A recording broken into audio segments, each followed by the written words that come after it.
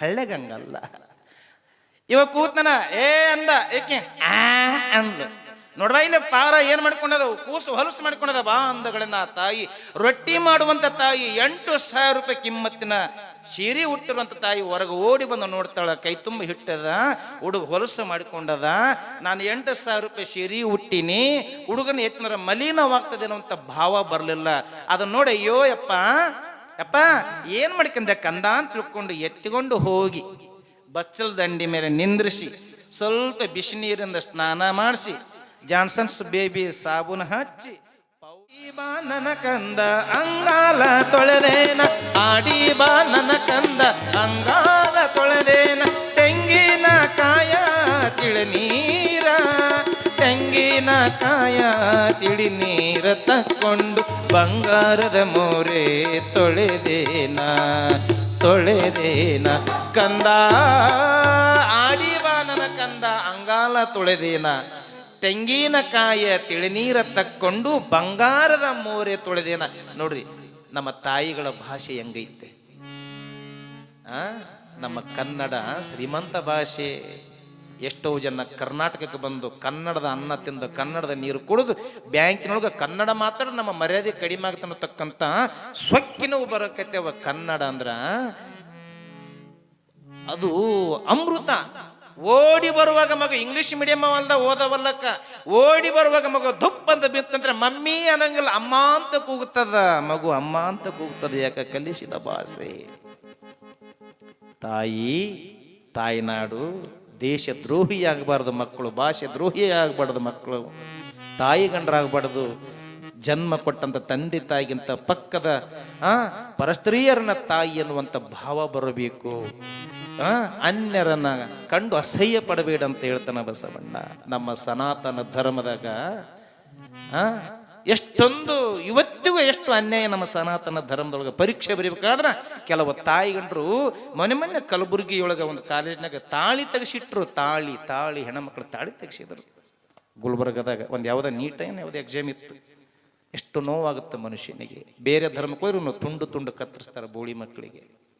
ನಮ್ಮ ಹಣೆ ಬರಕ್ಕೆ ಎಂಜಲಕ್ಕಾಗಿ ನಾವು ಎಂತವ್ರನ್ನ ತಗೊಂಬಂದ್ಬಿಡ್ತೀವಿ. ಜ್ಞಾನ ಇಲ್ಲದ ನನ್ನ ಮಕ್ಕಳು ಇವತ್ತು ನಮ್ಮನ್ನು ಹಾಳಾಕತ್ಯಾರ. ತಾಳಿ ಅಂದ್ರೆ ಎಷ್ಟು ಪವಿತ್ರವಾದದ್ದು, ಕುಂಕುಮ ಅಂದ್ರೆ ಎಷ್ಟು ಪವಿತ್ರವಾದದ್ದು, ಸಿಂಧೂರ ತಿಲಕ ಅಂದ್ರೆ ಎಷ್ಟು ಪವಿತ್ರವಾದದ್ದು. ಇವತ್ತು ಅದ್ರ ಮೇಲೆ ದೌರ್ಜನ್ಯ. ಮೊನ್ನೆ ಎಕ್ಸಾಮ್ನಾಗ ಜನಿವಾರ ತೆಗೆಸಿದ್ರು. ಜನಿವಾರ ಕಾರಣ ನಮ್ಮನ್ನು ಆಳುವಂಥ ಮೂರ್ಖರ ಕೈಯಾಗ ನಮ್ಮ ನಾಡು ಸಿಕ್ಕದ ಉದ್ಧಾರ ಆಗದೆ. ಹಂಗ ಮನುಷ್ಯ ಜ್ಞಾನಿ ಆಗಬೇಕು. ಅನ್ಯ ಧರ್ಮವನ್ನು ಹಿಂಸೆ ಪಡುವುದು ಧರ್ಮವಲ್ಲ. ಸರ್ವರು ನಮ್ಮೂರನ್ನ ತಕ್ಕಂತ. ಅದಕ್ಕೆ ತಾಯಿಯ ಭಾಷೆ ಬಹಳ ದೊಡ್ಡದು. ತಾಯಿ ಹೇಳ್ತಾಳೆ ಕನ್ನಡದೊಳಗ, ಆಡಿ ಬಾ ನನ್ನ ಕಂದ ಅಂಗಾಲ ತೊಳೆದೇನ, ತೆಂಗಿನ ಕಾಯ ತಿಳನೀರ ತೊಕ್ಕೊಂಡು ಬಂಗಾರದ ಮೋರಿ ಅಂತಳ. ತನ್ನ ಮಗನ ಮುಖನ ಬಂಗಾರದ ಮೋರೆ ತೊಳೆದೇನ ನನ್ನ ಕಂದ. ತಂದಿ ಬ್ಯಾಸರ ಮಾಡ್ಕೋಬಹುದು, ತಾಯಿ ಬ್ಯಾಸರ ಎಂದ ಮಾಡ್ಕೊಳಂಗಿಲ್ಲ. 3-4 ವರ್ಷದ ಕೂಸಿಗೆ ಎದೆಯ ಹಾಲನ್ನು ಉಣಿಸಿ ಪಡಸಾಲಿಯೊಳಗ ಗಂಡಗ ಬುತ್ತಿ ಮಾಡಿ ಕೊಡಬೇಕು, ರೊಟ್ಟಿ ಮಾಡಬೇಕಂತೇಳಿ 3 ವರ್ಷದ ಕೂಸಿಗೆ ತಾಯಿ ಎದೆ ಹಾಲನ್ನು ಉಣಿಸಿ ಪಡಸಾಲಿಯೊಳಗ ಮಗುವಿನ ಕಾಲಿಗೆ ಒಂದು ದಾರ ಕಟ್ಟಿ ಇನ್ನೊಂದು ತುದಿಯನ್ನ ಮಂಚದ ಕಾಲಿಗೆ ಕಟ್ಟಿ ತಾಯಿ ರೊಟ್ಟಿ ಮಾಡಕತ್ತಾಳ. ಪಟ್ಟ ಪಟ್ಟ ಪಟ್ಟ ಪಟ್ಟ ತಾಯಿ ರೊಟ್ಟಿ ಮಾಡಕತ್ತಾಳ. ಗಂಡ ಹೋಟೆಲ್ಗೆ ಹೋಗ್ಯಾನ, ಚಹಾ ಕುಡಿದು ಬಂದಾನ. ಅವ ಮೈನ್ ಮೇಲೆ ಏನದ, ಒಂದು ಕಲರ್ ಲುಂಗಿ, ಒಂದು ತೋಳು ಬನ್ನೀನ ಉಟ್ಕೊಂಡ ನಾಷ್ಟ. ತಾಯಿ ಗಂಡನಿಗೆ ರೊಟ್ಟಿ ಮಾಡಿ ಕೊಟ್ಟು ಲಗ್ನಕ್ಕೆ ಹೋಗ್ಬೇಕಾಗ್ಯದ, ಸಂಬಂಧಿಕರ ಲಗ್ನಕ್ಕೆ ಹೋಗ್ಬೇಕಾಗ್ಯದ. 8,000 ರೂಪಾಯಿ ಕಿಮ್ಮತ್ತಿನ ಸೀರೆ ತಾಯಿ ಉಟ್ಕೊಂಡಾಳ. ಮಗನ್ನ ಪಡಸಾಲಿಯೊಳಗ ಕಾಲಿಗೆ ದಾರ ಕಟ್ಟಿ ಆಡಕ ಬಿಟ್ಟಾಳ. ತಾಯಿ ರೊಟ್ಟಿ ಮಾಡ್ಕೊಂತ ಕುಂತಾಗ ಮಗು ಇಲ್ಲಿ ಆಡ್ಕೊಂತ ಅಲ್ಲೇ ಒಂದಕ್ಕ ಮಾಡ್ತದ. ಮಗು ಒಂದಕ್ಕ ಮಾಡ್ಯದ, ಅಲ್ಲೇ 2ಕ್ಕ ಮಾಡ್ಯದ. 1ಕ್ಕ 2ಕ್ಕ ಮಾಡಿ 2ನ್ನ ಹಿಂಗ ಅದ್ರ ಜೊತೆ ಆಟ ಆಡಿ ಹಿಂಗೆಲ್ಲ ಮೈ ತುಂಬ ಹೊಲಸು ಮಾಡಿಕೊಂಡದ ಮಗು. ತಾಯಿ ರೊಟ್ಟಿ ಮಾಡಕತ್ತಾಳ. ಮೈ ತುಂಬ ಹೊಲಸು ಮಾಡ್ಕೊಂಡದ ಮಗು. 8,000 ಕಿಮ್ಮತ್ತಿನ ಸೀರೆ ಉಟ್ಕೊಂಡ ತಾಯಿ ರೊಟ್ಟಿ ಮಾಡಕತ್ತಾಳ. ಇಲ್ಲಿ ಮಗು ಆಡಾಕತ್ತದ. ಆಡುವ ಸಂದರ್ಭದೊಳಗ ಹೋಟೆಲ್ಗೆ ಹೋಗಿ ಚಹಾ ಕುಡಿದಿರುವಂತ ಅವರಪ್ಪ ಮನೆಗೆ ಬಂದ. ಈ ಹುಡುಗ ಮೈ ತುಂಬ ಎಲ್ಲ ಹೊಲಸು ಮಾಡ್ಕೊಂಡಿತ್ತಲ್ಲ, ಅವ್ರ ಅಪ್ಪನ ನೋಡ್ತದಿದು. ತಮ್ಮ ಅಪ್ಪ ನೋಡಿ ಅಪ್ಪ ಅಪ್ಪ ಸರಿ ಸರಿ ದೂರ ಸರಿ ತಂದಿ ಮುಡ್ಸೋಣಂಗಿಲ್ಲ. ತಂದಿ ಮುಡ್ಸಲಿಲ್ಲ, ಹೆಣ್ತಿನ ಕರಿತಾನ, ಏಯ್ ಅಲಾ ಅಂತ ಕರೆದ. ಎಷ್ಟು ಚಂದ ಕರಿತಾರ ಯವ್ವ. ನಿಮ್ಮ ಕಡೆ ಹೆಂಗೆ ಕರಿತಾರ ನಂಗೆ ಗೊತ್ತಿಲ್ಲ, ನಮ್ಮ ಕಡೆ ಭಾಳ ಚಂದ ಕರಿತಾರೆ. ಹಳ್ಳ್ಯಾಗ ತವ್ರ ಮನೆಗೆ ಹೆಸರು ಇಟ್ಟಿರ್ತಾರಲ್ಲ, ಇವು ಇರ್ತಾವ. ಏಯ್ ಅಲಾ ಅಂತ, ಅಲಾ ಅಲಾ ಬೆಲ್ಲ. ಇಕ್ಕಿ ಶೀಟ್ಯಾಗಾದ್ರೆ ಬಹಳ ಸೂಕ್ಷ್ಮ ಕರಿತಾರೆ. ಶೀಟ್ಯಾಗಿ ಹೆಣ್ಮಕ್ಳು ತಮ್ಮ ಗಂಡರಿಗೆ ಬಹಳ ಚಂದ ಮರ್ಯಾದೆ ಕೊಡ್ತಾರೆ.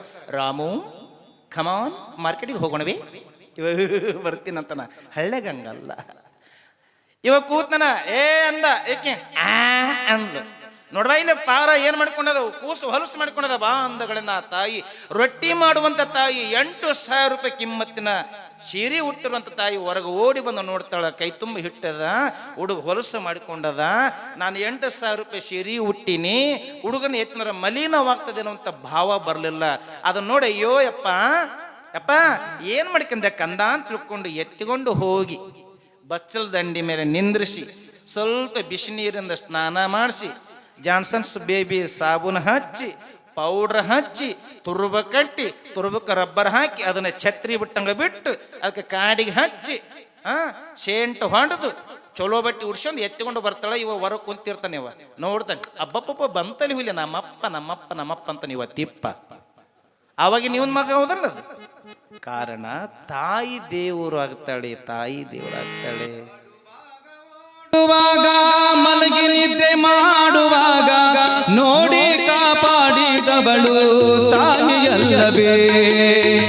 ಕಾಡಿ ಕಾಡಿ ಬೇಡುವಾಗ, ಆಡಿ ಹಠವ ಮಾಡುವಾಗ, ಕಾಡಿ ಕಾಡಿ ಬೇಡುವಾಗ, ಆಡಿ ಹಠವ ಮಾಡುವಾಗ ಬೇಡಿದ ಮೃಗ ನೀಡಿದವಳು ತಾಯಿಯಲ್ಲವೇ. ಬೇಡಿದ ಮೃತ ನೀಡಿದವಳು ತಾಯಿಯಲ್ಲವೇ. ನಮ್ಮನ್ನು ಹಡೆದವಳು, ಹಡೆದು ಜೋಗಿ ಮಾಡಿದವಳು ತಾಯಿಯಲ್ಲವೇನೋ ತಮ್ಮ, ತಾಯಿಯಲ್ಲವೇ. ತಾಯಿಯಲ್ಲವೇನೋ ತಮ್ಮ, ತಾಯಿಯಲ್ಲವೇ. ನವಮಾಸ ಗರ್ಭದಿ ಹೊತ್ತು ನಾನಾ ಕಷ್ಟದಲ್ಲಿ ಗೆದ್ದು, ನವಮಾಸ ಗರ್ಭದಿ ಹೊತ್ತು ನಾನಾ ಕಷ್ಟದಲ್ಲಿ ಗೆದ್ದು, ಸಾವು ನೋವು ಸಹಿಸಿದವಳು ತಾಯಿಯಲ್ಲವೇ. ನಮ್ಮನ್ನು ಹಡೆದವಳು, ಹಡೆದು ಜೋಗಿ ಮಾಡಿದವಳು ತಾಯಿಯಲ್ಲವೇನೋ ತಮ್ಮ, ತಾಯಿಯಲ್ಲವೇ. ತಾಯಿಯಲ್ಲವೇನೋ ತಮ್ಮ, ತಾಯಿಯಲ್ಲವೇನೋ ತಮ್ಮ, ತಾಯಿಯಲ್ಲವೇ. 9 ತಿಂಗಳು ಹೊತ್ತು ಹೆತ್ತು ಮುತ್ತಿಟ್ಟು ತುತ್ತಿಟ್ಟು ಕರಳನ್ನು ಕತ್ತರಿಸಿ ಹಡೆದ ಜನ್ಮ ಕೊಟ್ಟ ತಾಯಿಗಿಂತಲೂ ದೊಡ್ಡ ದೇವರಿಲ್ಲ ಎನ್ನುವಂಥ ಸಂದೇಶ ಹಜರತ್ ಇಮಾಮ ಸಾಹೇಬನಿಗೆ ಎಲ್ಲಿಲ್ಲದ ಆನಂದವಾಗ್ಯದ. ಮಗು ಬೆಳೆಯುತ್ತಿರುವಾಗ 1, 2, 3, 4 ವರ್ಷಕ್ಕೆ ಪಾದಾರ್ಪಣೆ ಮಾಡಿದ ಶರೀಫ ಬೆಳೆಯುತ್ತಿರುವಾಗ ತಂದೆಯಾಗಿರುವಂಥ ಇಮಾಮ್ ಸಾಹೇಬ ಮಗುವನ್ನ ಮಠಕ್ಕೆ ಕರ್ಕೊಂಡು ಹೋಗ್ತಿದ್ದ, ಅಲ್ಲಿ ದರ್ಗಾಕ್ಕೆ ಕರ್ಕೊಂಡು ಹೋಗ್ತಿದ್ದ. ನಮಾಜಿನ ಜೊತೆ ನಮಾಜು ಆಗ್ತಿತ್ತು, ಗುರುವಿನ ಭೇಟಿ ಆಗ್ತಿತ್ತು. ಪ್ರಭುಲಿಂಗಲೀಲೆ ಪ್ರವಚನವನ್ನ ಕಲ್ಮಠದ ಮಹಾಸ್ವಾಮಿಗಳಾದ ಮಲ್ಲಿಕಾರ್ಜುನ ಸ್ವಾಮಿಗಳು ಪ್ರಭುಲಿಂಗಲೀಲೆ ಪ್ರವಚನ ಹೇಳುವುದನ್ನು ಕೇಳಿ ಕೇಳಿ ಕೇಳಿ ಕೇಳಿ ಶರೀಫ ಅಂತಾನ, 18 ಪುರಾಣ ನನ್ನ ಬಗಲಾಗ ಪ್ರಭುಲಿಂಗಲೀಲ ನನ್ನ ತಲೆಮ್ಯಾಗ ಅಂದಿದ್ದು ಇದಕ್ಕನ್ನೇ. 4 ವರ್ಷದ ಮಗ, ಅದಕ್ಕೆ ಮಕ್ಕಳಿಗೆ ಒಳ್ಳೆಯದನ್ನ ಹೇಳಬೇಕನ್ನೋದು ಇದಕ್ಕೆ. 4 ವರ್ಷದ ಮಗುವನ್ನ ಪ್ರೀತಿಯಿಂದ, ಅಕ್ಕರೆಯಿಂದ, ಮಮತೆಯಿಂದ, ವಾತ್ಸಲ್ಯದಿಂದ ಗುರುವಿನ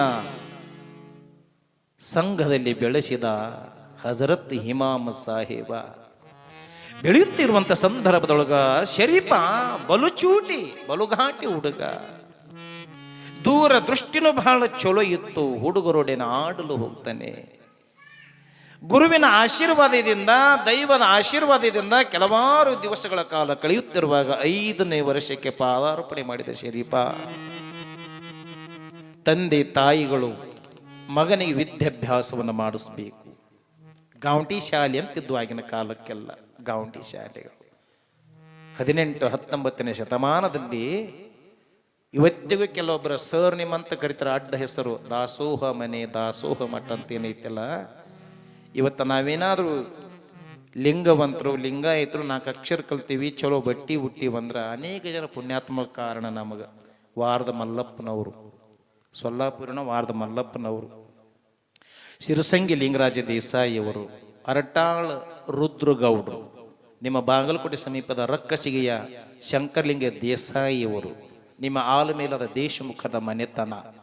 ಆಗಿನ ಕಾಲಕ್ಕೆಲ್ಲ ಉಚಿತವಾಗಿ ವಿದ್ಯೆಯನ್ನ ಅನ್ನವನ್ನು ಕೊಟ್ಟಂತ ನಮ್ಮ ಹಿಂದೂ ವೀರಶೈವ ಸನಾತನ ಧರ್ಮದ ಧುರೀಣರವಾಗೆಲ್ಲ ಗಡಿಗೆ ಚೆನ್ನಪ್ಪ ಸೌಕಾರರು, ತದನಂತರ ಹಾನಗಲ ಕುಮಾರ ಶಿವಯೋಗಿಗಳು, ಅಕ್ಷರ ಕ್ರಾಂತಿ ಪುರುಷ ಬಂಥನಾಳದ ಬಸವಲಿಂಗ ಶಿವಯೋಗಿಗಳು, ಒಬ್ಬ ಬರೀ ಬಾಂಬೆದೊಳಗೆ ವೇಶ್ಯಾವಾಟಿಕೆಯನ್ನ ಮಾಡಿರುವಂಥ ಒಬ್ಬ ಹೆಣ್ಣುಮಗಳು, ಬಾಂಬೆದೊಳಗೆ ವೇಶ್ಯಾವಟಿಕೆಯನ್ನು ಮಾಡಿ ಮುಪ್ಪಿನ ಕಾಲಕ್ಕೆ ಬಂದು ತಾನು ದುಡ್ದ ಸಂಪತ್ತನ್ನೆಲ್ಲ ಬಂಥನಾಳ ಶಿವಯೋಗಿಗಳು ದಾಸೋಗ ಕೊಡ್ತಾಳ.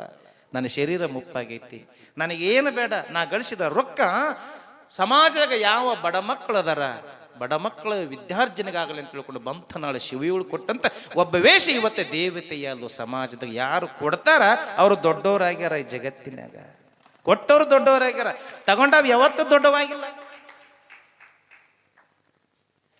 ಅಂಗನವಾಡಿಗೆ ಕಸ ಬೆಳೀತಕ್ಕಂಥ ಹುಚ್ಚಮ್ಮನತಕ್ಕಂಥ ಹೆಣ್ಮಗಳು ಮೊನ್ನೆ 4 ಎಕರೆ ಹೊಲ, ನಮ್ಮೂರು ಹುಡುಗರು ಸಾಲಿ ಕಲಿಯಕ್ಕೆ ದೂರ ಹೋಗ್ತಾವ, ನಾನು ಹೊಲ ತಗೋರಿ ಕೋಟಿಗಟ್ಟಲೆ ಬೆಲೆ ಬಾಳುವಂಥ ಹೊಲವನ್ನ ಸರ್ಕಾರಿ ಶಾಲೆಗೆ ದಾನ ಕೊಟ್ಲು. ಹಾಜಬ್ ಅನ್ನತಕ್ಕಂಥ ಇಸ್ಲಾಂ ಧರ್ಮದ ವ್ಯಾಪಾರಿ ಪದ್ಮಶ್ರೀ ಪ್ರಶಸ್ತಿ ಪಡೆದ.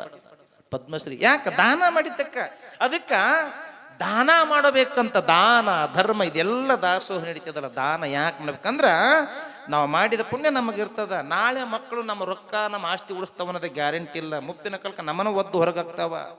ಇವತ್ತು ನೋಡ್ರಿ ನೀವೆಲ್ಲ ಕಡೆ ದೊಡ್ಡ ದೊಡ್ಡ ಬೆಂಗಳೂರು ಬೆಳಗಾವಿ ಅನ್ನತಕ್ಕಂಥ ದೊಡ್ಡ ದೊಡ್ಡ ನಗರ ಮಹಾನಗರಗಳಲ್ಲಿ ವಯಸ್ಸಾಗಿರುವಂಥ ತಮ್ಮ ತಂದೆ ತಾಯಿಗಳನ್ನ ವೃದ್ಧಾಶ್ರಮಕ್ಕೆ ಸೇರಿಸ್ಯಾರ. ಯಾರು ಸೇರಿಸ್ಯಾರ? ಹೆಬ್ಬಟ್ಟಿನ ಮನುಷ್ಯ ಒಕ್ಕಲ್ತನ ಮಾಡವಲ್ಲ. ಇವ್ರೇನದಾರಲ್ಲ ಪುಣ್ಯಾತ್ಮರು, ಡಾಕ್ಟ್ರು, ಇಂಜಿನಿಯರು, ಏನು ಉನ್ನತ ಪದವಿಗಳದ ಆ ಪುಣ್ಯಾತ್ಮರು ಜನ್ಮ ಕೊಟ್ಟ ತಂದೆ ತಾಯಿಗೆ ತುತ್ತು ಅನ್ನ ಹಾಕವಲ್ರು, ಒಂದು ಅನ್ನ ಹಾಕವಲ್ರು. ಇವ ತಂದೆ ತಾಯಿನ ದಿಮಾಕಿನವ ಇರ್ತಾವ, ಇವು ದಿಮಾಕಿನವ. ಒಕ್ಕಲ್ತನ ಮಾಡೋ ಮಗನ ಮೇಲೆ ಜೀವ ಇರಂಗಿಲ್ಲ, ಇವು ನೌಕರಿ ಮಾಡೋನ್ ಮೇಲೆ. ನಾನು ಒಂದು ಮನೆಗೆ ಹೋಯ್ದೆ ಮೊನ್ನೆ ಊಟಕ್ಕೆ, ಎಷ್ಟು ಮಂದಿ ಮಕ್ಕಳು? 3 ಅದಾರ. ಹಿರಿಯ ಮಗ ಏನ್ ಮಾಡ್ತಾನ? ಆತ ಅಮೇರಿಕದಾಗ ಅದನ್ನ ಯವ್ವ ಚಲೋ ಬಿಟ್ಟು. ಎರಡನೇ ಮಗ ಡಾಕ್ಟರ್ ಅದನ್ನ ಎಲ್ಲಿ ಧಾರವಾಡದಾಗ, ಯವ್ವ ಚಲೋ ಬಿಡು. 3ನೇ ಮಗ ಇಲ್ಲೇ ಒಕ್ಕಲ್ತನ ಮಾಡ್ದೈತಿ. ಅನ್ನ ಹಾಕಾರ ಆಕಿಗೆ, ಇದು ಇಲ್ಲೇ ಒಕ್ಕಲ್ತನ ಮಾಡ್ದೈತಿ. ಮಗುನೇ ಶಿಮಳ ತೆಗೆದಂಗೆ ಹೇಳಿದ್ಲು, ಚಲೋ ಬಿಡಿ, ಬುದ್ಧಿ ಚಲೋ ಐತಿ ನಂದು. ಇವು ಯಾರು ಮೊಮ್ಮಕ್ಕಳು? ಒಕ್ಕಲ್ತನ ಮಾಡೋ ಮಕ್ಕಳು. ಅವು ಕೋಟಕ್ಕೆ ಮತ್ತೊಂದು ಹುಡುಗ ಅದೇ ಅತ್ತ ನನ್ನ ಹಿರಿಯ ಮೊಮ್ಮಗ. ಇವು ಕುಪ್ಪಣ ಇಲ್ಲ. ಕೆಲವೊಂದು ಬಹಳ ಹೆಮ್ಮೆಂದು ಹೇಳ್ತಾವ, ಏನವ ನಿನ್ನ ಮಗ ಏನ್ ಮಾಡ್ತಾನ? ನನ್ನ ಮಗ ದೆಹಲಿಯಾಗಿರ್ತಾನೆ. ಯವ್ವ ದೆಹಲಿಯಾಗ ಏನ್ ಮಾಡ್ತಾನ? ರಾಷ್ಟ್ರಪತಿ ಭವನದಾಗಿರ್ತಾನೆ. ಯಪ್ಪ ಯವ್ವ ಪುಣ್ಯ ಮಾಡಿದ ಹುಡಿಯವ್ವ. ರಾಷ್ಟ್ರಪತಿ ಭವನದಾಗ ಏನ್ ಮಾಡ್ತಾನ? ಕಸ ಹೊಡಿತಾನ ಅಂತದ. ಒಟ್ಟ ನೌಕರಿ ಇದ್ರು ಸಾಕು, ನೌಕರಿ ನೌಕರಿ ನೌಕರಿ ನೌಕರಿ ಒಕ್ಕಂಬಿಟ್ಟದ ತಲೆಯಾಗ. ಇತ್ತೀಚೆಗಂತದ್ದು ಮೈಂಡ್ ಸೆಟ್ ಆಗಿಬಿಟ್ಟೈತೆ. ಮಕ್ಕಳಿಗೆ ಸಂಸ್ಕಾರ, ವಿದ್ಯೆಯ ಅಭ್ಯಾಸವನ್ನ ಮಾಡಿಕೊಡಬೇಕು ಮಕ್ಕಳಿಗೆ. ಮಗ